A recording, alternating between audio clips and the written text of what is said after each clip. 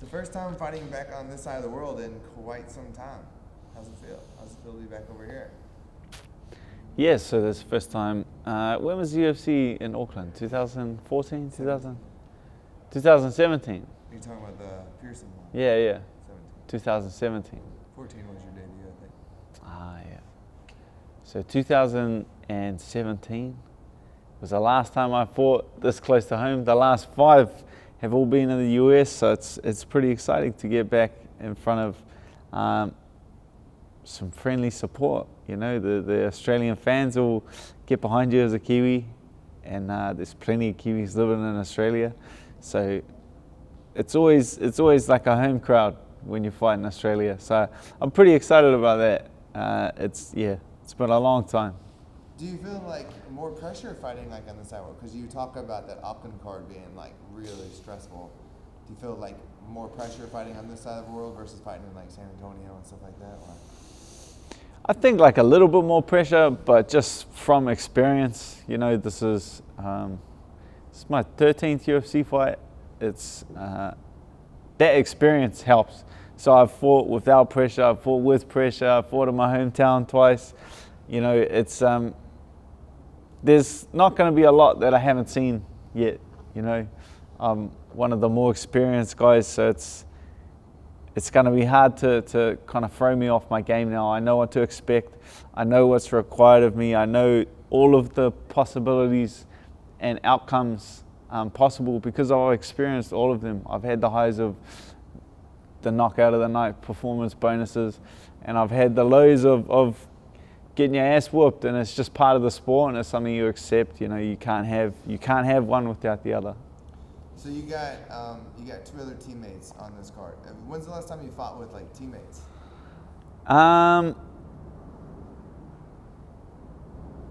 Yeah, it's been a while. I remember me and Israel fought 2 nights apart. Like that wasn't even on the same night, but the same weekend in Las Vegas. But besides that, I can't even remember.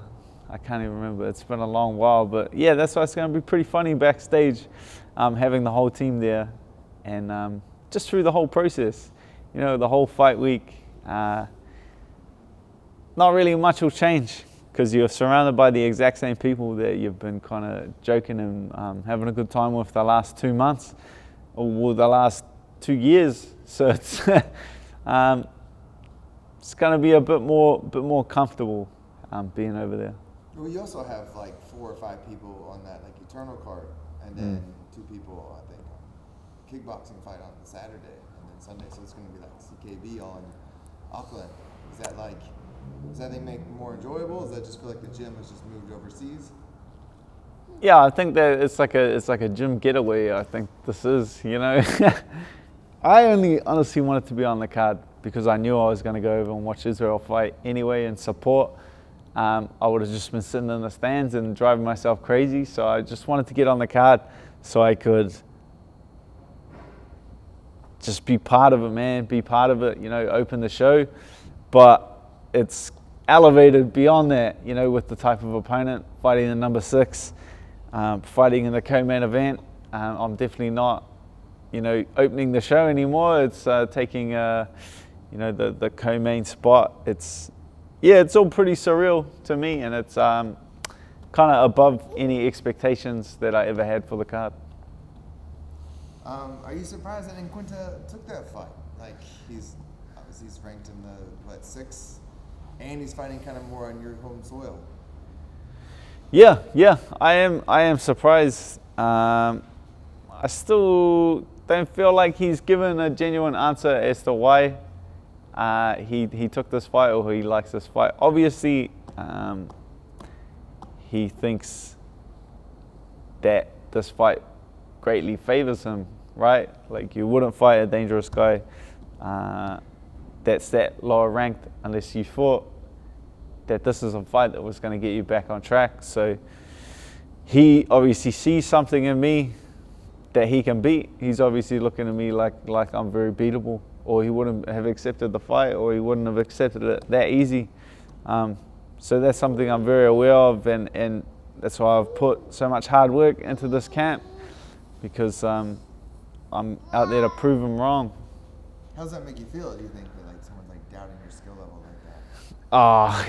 You can say whatever you want to say, but regardless, he would have to have respect for what I've done in the sport and what I've done to previous opponents. Like, that has to be respected. If I watch a guy put people away like that, you have to respect that. You have to respect that. It's just interesting. There's so many variables, there's so many questions going on that we're only a week out from getting them all answered. You know, I have a lot of questions about how this is going to play out, and we're just so close now. I'm just soaking it in. Now let's play the stadium card. Is that like 60,000 people probably? Is that like going to be a big thing to you, or is that whatever, you just get in there and it's just tunnel vision? I've always treated the crowd, I always treat the crowd as like one entity. So whether it's 100 people, whether it's 1,000, 10,000, 50,000, I have always treated the crowd as, you know, I don't pick individuals out of the crowd, or because when you start going down that avenue of thinking about all different people in the crowd and, oh, this person's bullying this person, then you get very distracted, and it can take away your focus from the fight. So I have always treated the crowd as just like one entity, and you can draw a lot of energy, whether they're booing you, you know, if they're screaming at you and want you to die, or whether they're there to support you, you can draw energy from the crowd. And so I just take the energy from the crowd, and I'm excited to see what kind of atmosphere that many people can create, because I've been in some crazy arenas, man, like Spark Arena when I fought Ross Pearson was insane walking out. Just the noise was a bit overwhelming, the whole thing. But you know, I'm very excited and very interested to see how 50 or 60,000 people, because it really is something that even no other UFC fighter has experienced, you know.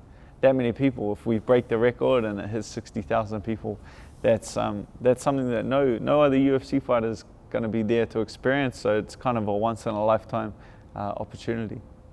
So I've talked to a lot of people about like coaching, how that's like really improved their game. Has that like benefited you as well, like taking on like more of a coaching role here? Yep. Coaching definitely. It's funny that a lot of them don't even notice, like the things that we've been doing in like the technique are things that I want to work on, you know, like things that I've picked up from Twist and picked up from Eugene, like small details or things that I want to improve on myself and focus on for this camp. Then I drill it, because if to show a room full of people it, then you have to get better at it and more reps in it, and you see the mistakes they're making with the technique, and then you kind of get to see, you know, you see the mistakes they're making, but you also see the mistakes that you've made perfecting that technique. So it's like a room full of people, and I can see what works, I can see what doesn't work. So it goes through kind of like a trial and error phase with the technique to, yeah, definitely improves my game. By having that many fighters, you know, who are also looking to you for guidance is, you know, it adds a lot of pressure, but it's something that I really enjoy. I really enjoy coaching. I really enjoy being able to direct these guys' careers. What is your role with Combat Academy? I'm the head coach. I'm the owner. You know, if you fight out of here, you know, I'll take direction in your career. I'm lucky that I have a number of other very good coaches here. You know, Rod McSwain, and Saeed, Mark Timms, all these guys helping out, because I know from experience, and just like at CKB, that you can't just have one coach and one cookie cutter and one style to do things. You need a lot of smart minds. You need to surround yourself and your fighters with a lot of different influences, you know, because not everyone's going to like the same flavor at the same time. I got a lot of people that are drawn to Mark Timms, a lot of people that are drawn to Saeed's style. So it's invaluable to have them there helping out and kind of supporting. And my role is just, head coach. I'm more direct your training and as a head coach, you have to just think about the bigger picture, and not necessarily the next fight, but where they want to be in 5 years, where they want to be in 10 years, and how to start implementing that. And it's hard for young fighters because it is such a slow process, and it's like quite easy for them to get disheartened by the whole thing, or like they're like, oh, I'm at training and I'm not getting spoon-fed attention, and it's like, this is not how it works. This is not how it works. Like, a coach is there to guide you and influence you, but you still have to go out and do the drills and show up to training and do the work yourself. What do you credit your work ethic to? I feel like always on time, train hard. What do you credit that to?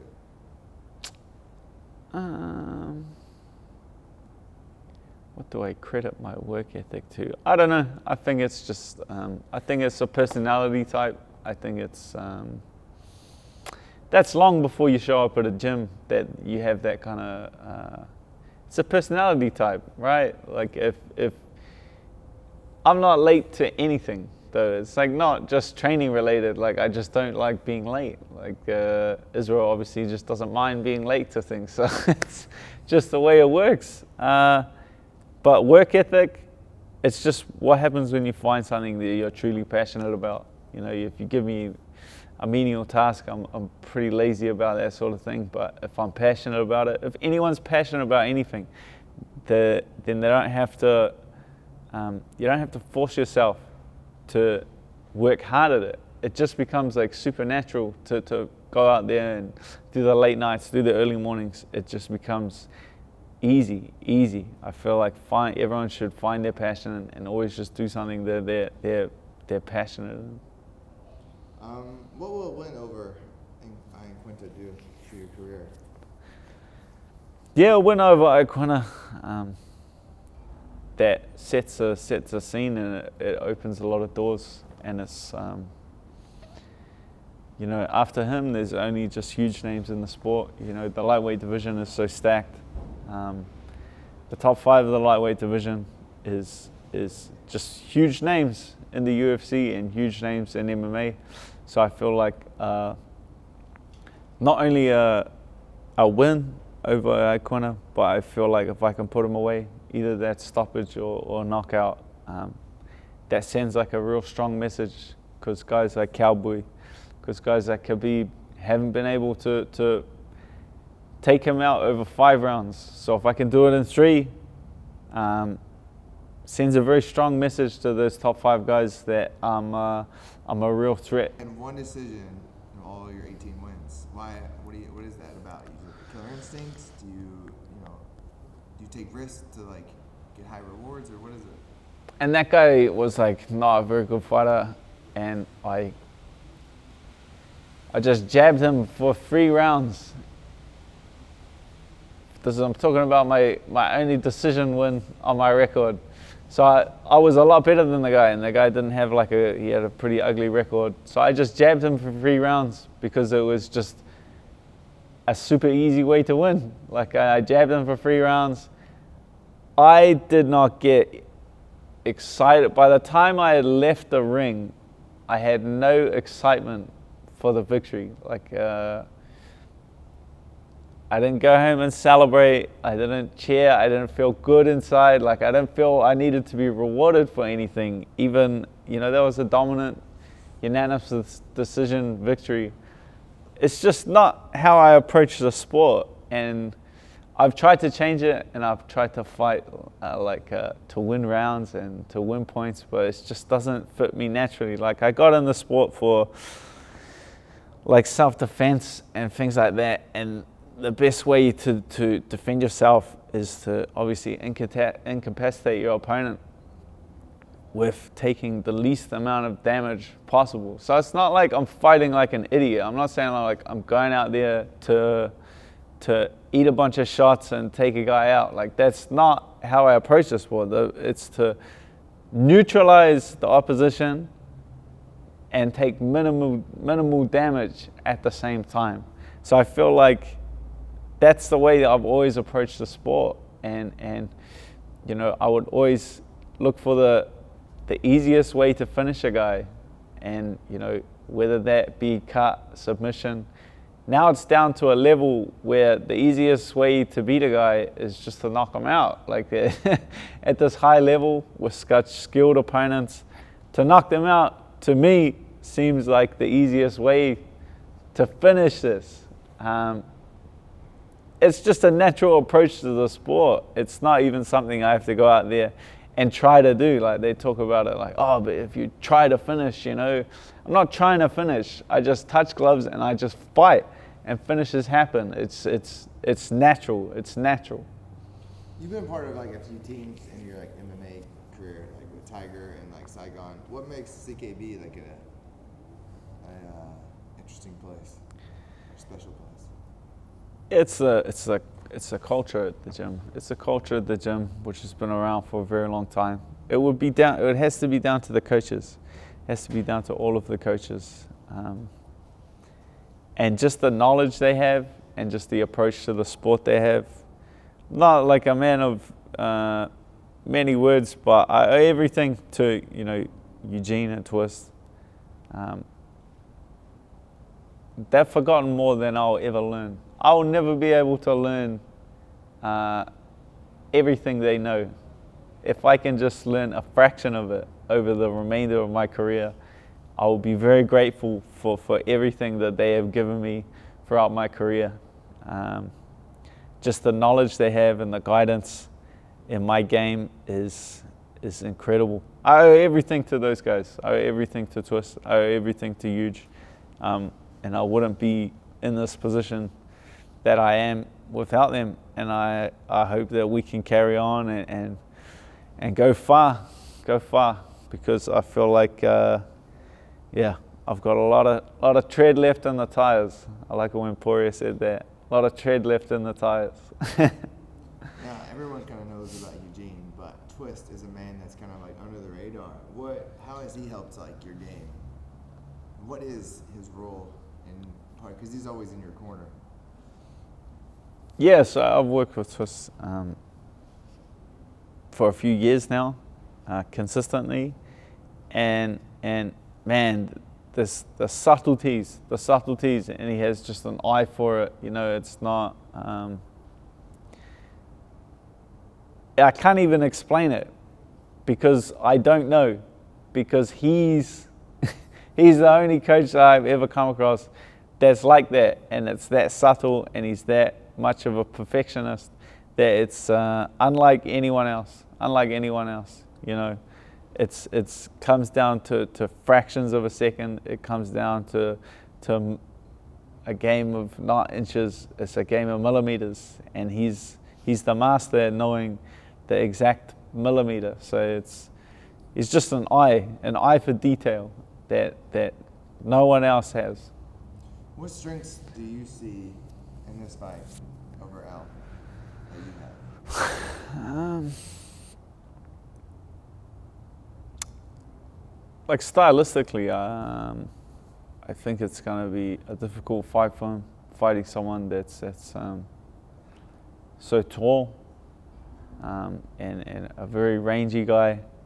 And I know that he has the wrestling, and he's been saying he's going to take me down. He's saying that he doesn't think we wrestle in New Zealand and things like that. But I'm not too worried about even if he does attempt and try to take me down, because I feel like my submissions are very dangerous as well. And I feel like I'm a very strong counter wrestler. So I'm like a long, rangy guy on the feet, and I'm a very strong counter wrestler, and I have very strong submissions once we hit the mat. So I'm very confident no matter where this takes place. With a win over Iaquinta, you're probably only like 1 or 2 fights away from a title belt. Do you think about that, or do you just kind of focus on your next opponent and then just whatever happens? Yeah, I don't put too much thought into exactly when that opportunity will kind of come to fruition. I just have, the long-term goal. The long-term goal of my entire career has been to be world champion. I've been thinking about that and planning for that for a very long time. As of now, I'm very far ahead of my original plan and my original timeline. I'm very far ahead of where I was supposed to be in my original timeline. I don't think I would win the belt until my third stint in the UFC. I thought by now I'll be on my second UFC run. What do you mean, like, or? Yeah, like I thought, because I thought that me being signed at featherweight at the time was premature, but I'm not. I wasn't going to turn down the opportunity to fight in the UFC. So I took it, and I was going to fight at featherweight. Look, you never know how this game can turn out. Some wins, some losses. I thought I would have been cut at featherweight, and then moved up to lightweight outside of the UFC, got that experience back up, sharpened the tools, improved my skills, come back into the lightweight, and then be making the second run at light. I thought this would be my second run in the UFC at this stage. So I'm a very practical thinker. So in terms of me, I feel like I'm well ahead of schedule.